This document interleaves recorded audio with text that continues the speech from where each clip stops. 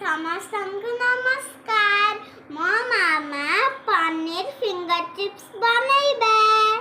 ଏପଟେ ମୁଁ ପନିର କାଟି ଦେଇଛି ଆଉ ଏପଟେ ମୁଁ ଯେଉଁଟାକି ଅରୁଆ ଚାଉଳ ପାଉଡ଼ର ଯେଉଁଟା ସେଇଟା ଅରୁଆ ଚାଉଳର 2 ଚାମଚ ପକାଇଛି ଆଉ ବେସନ ଅଦା ରସୁଣ ପେଷ୍ଟ ଚିକେନ ପାଉଡ଼ର ହଳଦୀ ଲଙ୍କାଗୁଣ୍ଡ ଆଉ ସ୍ୱାଦ ଅନୁସାରେ ଲୁଣ ଏତିକି ପକାଇ ଗୋଳେଇକି ରଖିଛି। ଏବେ ଆମେ ଆରମ୍ଭ କରିବା ଫିଙ୍ଗରର ଯେଉଁ ପନିର ଚିପ୍ସ ସେଇଟା ବନେଇବା। ଦେଖନ୍ତୁ ମୁଁ ବର୍ତ୍ତମାନ ପନିର କି ଏଥିରେ କୋଟିଂ କରିଦେଲି ଆଉ ମୁଁ ବ୍ରେଡ଼ ଗ୍ରାଇଣ୍ଡିଙ୍ଗ କରିକି ରଖିଥିଲି ପାଉଡ଼ର ବନେଇକି ରଖିଥିଲି ସେଇଟା କୋଟିଂ କରିକି ଏମିତି କରିକି ଛାଣିବା।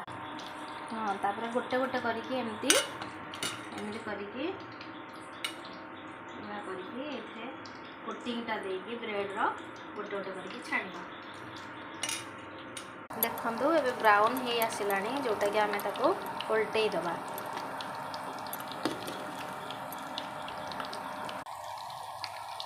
ଦେଖନ୍ତୁ ଆମର ଏବେ ରେଡ଼ି ହେଇଗଲାଣି ଅଲରେଡ଼ି ହେଇସାରିଲାଣି ଭଲକି ବ୍ରାଉନ୍ ବ୍ରାଉନ୍ ହେଇସାରିଲାଣି। ଏବେ ଆମେ କାଢ଼ିଦେବା।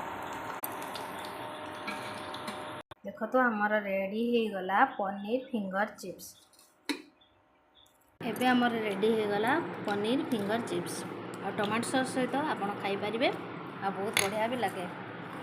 କେମିତି ହେଇଛି ଛୁଆମାନେ? ବଢ଼ିଆ। ଆଉ ଆପଣମାନେ ବି ଏମିତି ବନେଇକି ଖାଆନ୍ତୁ ଆଉ ଏ ବର୍ଷା ଦିନର ମଜା ନିଅନ୍ତୁ। Thank you. ବାଏ।